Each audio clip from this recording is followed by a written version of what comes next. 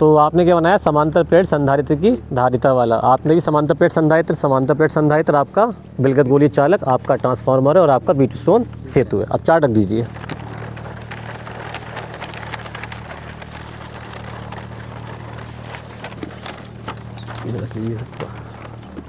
अभी रख ले रहा हाँ ही रख लीजिए वैसे। ठीक है, तो भाई आपने क्या बनाया था, समांतर प्लेट। ये बताओ समांतर प्लेट संधारित्र की धारिता का सूत्र क्या होता है। समांतर प्लेट संधारित्र की धारिता का सूत्र होता है C बराबर Q/V। Q/V नहीं होता, A/0/D होता है। हाँ सर, ये धारिता का था, और जो समांतर प्लेट संधारित्र की धारिता है उसका C बराबर ε0 K/A/D। अगर प्लेटों के बीच में T मोटाई का परावर्तांक रख दें, अब बताओ धारिता कितनी होगी। इसकी धारिता सर परावर्तांक रखने के बाद तो सर ε0 लगेगा। A/0/D - T + T/K। ठीक है, आप बताइए आपने क्या बनाया था, समांतर प्लेट संधारित्र। समांतर प्लेट संधारित्र बनाया था। तो आप ये बताएं मुझे, समांतर प्लेट संधारित्र में कितनी प्लेटें होती हैं। दो प्लेटें होती हैं। क्या प्लेटें बराबर होती हैं, छोटी बड़ी होती हैं। बराबर होती हैं दोनों। कि दोनों प्लेट पे प्लस आवेश होता है, नेगेटिव होता है। एक पे प्लस एक पे माइनस। एक पे प्लस और एक माइनस होता है। ठीक है, ये बताओ अगर मैं प्लेटों के बीच की दूरी जो है ना कम कर दूं तो धारिता पर क्या प्रभाव पड़ेगा। धारिता बढ़ जाएगी, घट जाएगी। बताओ, या कोई प्रभाव नहीं पड़ेगा, बताओ। घट जाएगी पक्का। C = A/0/D। अगर D घटाओगे तो C बढ़ेगा, क्योंकि इन्वर्सली प्रोपोर्शनल है, व्युत्क्रमानुपाती है ये। ठीक है, आपने क्या बनाया, समांतर प्लेट संधारित्र। आपने ये भी बनाया है। चलिए मुझे ये बताइए, समांतर प्लेट संधारित्र कहते किसे, मतलब ये डिवाइस हम कहाँ इस्तेमाल करते हैं, ये बताओ। चलो, कहाँ इस्तेमाल करते हैं, घर में इस्तेमाल करते हैं। कहीं उपयोग देखा इसका। कंडेंसर का उपयोग, कंडेंसर सुनो, कंडेंसर सुना होगा आपने। बताओ कंडेंसर कहाँ लगाते हैं। फैन में और कूलर में। फैन में और कूलर में। चलो, इतनी नॉलेज तो है। अब मुझे ये बता दो, संधारित्र की वैद्युत धारिता का संकेत क्या है। ये सर बहुत सिंपल क्वेश्चन है, इससे आसान क्वेश्चन तो नहीं हो सकता।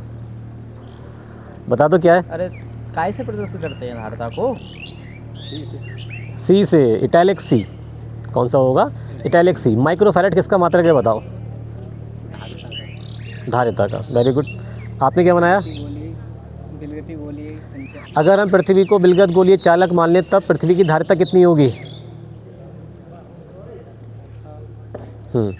धारिता कितनी हो जाएगी बताओ। 711 मात्रक बोलो। माइक्रोफैरेड। और अगर पृथ्वी को विलगत ना माने तब कितनी धारिता होगी। तो 4πε0 अनंत हो जाएगी, क्योंकि पृथ्वी का विभव शून्य माना जाता है। आपने क्या बनाया, ट्रांसफार्मर का सिद्धांत का नाम बताओ। अन्योन्य प्रेरण पर आधारित है। अन्योन्य प्रेरण क्या होता है। अन्योन्य प्रेरण किसे कहते हैं। अन्योन्य प्रेरण किसी को पता है अन्योन्य प्रेरण क्या होता है आपको। अच्छा, बनाया आपने, तो पहले बता देते हैं अन्योन्य प्रेरण क्या है। अगर हमारे पास दो कॉइल हैं और हमने एक प्राथमिक कॉइल में धारा के मान में थोड़ा परिवर्तन कर दिया तो दूसरी कॉइल के चुंबकीय फ्लक्स में परिवर्तन होने के फलस्वरूप प्रेरित विद्युत वाहक बल उत्पन्न होने की घटना जो दूसरी कॉइल में हो रही है, इसको हम कहते हैं अन्योन्य प्रेरण। आपने क्या बनाया, इसके सिद्धांत का सूत्र बता दो। इसके सिद्धांत का सूत्र है P/Q बराबर R/S। स्टेटमेंट क्या है इसका, थ्योरेटिकल बताओ।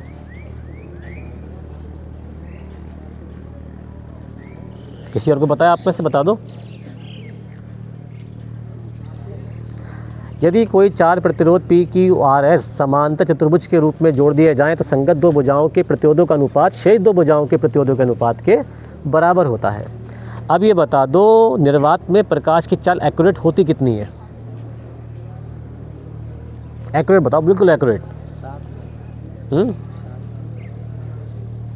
2.99792457 × 10⁸ मीटर पर सेकेंड। ठीक है, क्या किसी को चैप्टर्स के नाम याद है सारे के सारे किताब में जो हैं। चलो आसान क्वेश्चन पूछ लें। और फर्स्ट चैप्टर का नाम बता दो। चलो बताओ, फर्स्ट चैप्टर सर कह रहे हैं क्षेत्र। एम्पियर का परिपथीय नियम किसी को याद है। एम्पियर का परिपथीय नियम याद है किसी को? नहीं। किसी बंद चालक पथ के अनुदिश चुंबकीय क्षेत्र का रेखीय समाकलन उस बंद चालक पथ से घिरी हुई कुल धारा और निर्वात की चुंबकशीलता के गुणनफल के बराबर होती है। Integration vector B into vector d l is equal to mu zero into I net. Gauss theorem याद है किसी को? गॉस की फिर में हाँ बता दो गॉस की में। इस प्रमेय के अनुसार किसी बंद पृष्ठों पर बहने वाला विद्युत फ्लक्स इस प्रमेय के अनुसार किसी बंद पृष्ठों पर बहने वाला विद्युत फ्लक्स उसमें द्वारा घेरे कुल आवेश का 1/ε0 गुना होता है। चलो मेहनत तो करी है, लेकिन कोशिश करो कि बोर्ड के एग्ज़ाम करीब है। वाइवा तो एक शुरुआत है, 27 फरवरी को आपका एग्ज़ाम होगा बोर्ड का, तो उसके लिए तैयारी अच्छी तरीके से करें। ठीक है, पहले नाम बताइए। वीरेश कुमार, ठीक है। आप? विपिन, ठीक है। आप? ठीक। आपका? विवेक कुमार, चलिए विवेक कुमार। और नीचे वाला यशपाल, फादर नेम चंद्रपाल है, ठीक। चलिए, और लास्ट में कौन है ये? योगेश कुमार, ठीक है।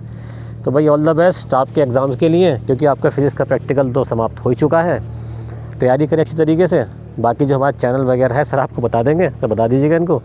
जितनी हेल्प हो सकती है यूट्यूब शॉर्ट्स देख करके आप देख लीजिए। जो भी क्वेश्चन इंपॉर्टेंट होते हैं वो मैं उसमें बताता रहता हूँ, ठीक है। और कुछ चैप्टर ऐसे हैं जो आप याद कर लो।